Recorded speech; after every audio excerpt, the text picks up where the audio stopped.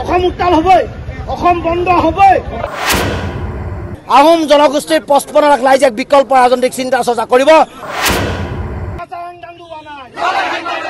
কোনে কয় লাচিত নাই, কোনে কয় লাচিত নাই, কোনে কয় মূলা নাই, কোনে কয় জয়া নাই।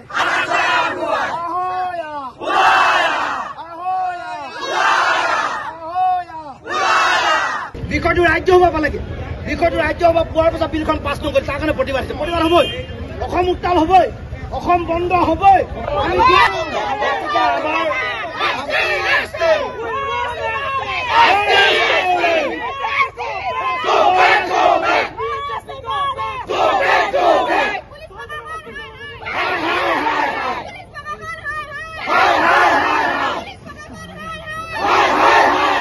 অসমৰ মুখ্যমন্ত্ৰী হিমন্ত বিশ্ব শৰ্মা ডাঙৰীয়াই মিছা কথা কোৱাত PhD ল'ব পাৰিব।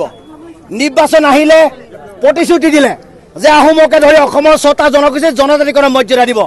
বিলখন গৈ ৰাজ্যসভাত উঠিল, এতিয়া বিলখন পাছ নকৰে। অসমৰ মুখ্যমন্ত্ৰী হিমন্ত বিশ্ব শৰ্মা ডাঙৰীয়াই আবুল তাবুল কথা কৈ এটা বিপদে পৰিচালনা কৰিবলৈ প্ৰচেষ্টা হাতত লৈছে।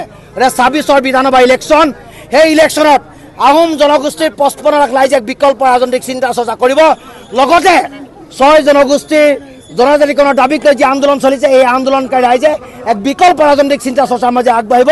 আজি পুনৰ এই প্ৰতিবাদস্থলী আমি সদৌ টাইমছৰ মজিয়াৰ পৰা আমি সকীয়াই দিছোঁ।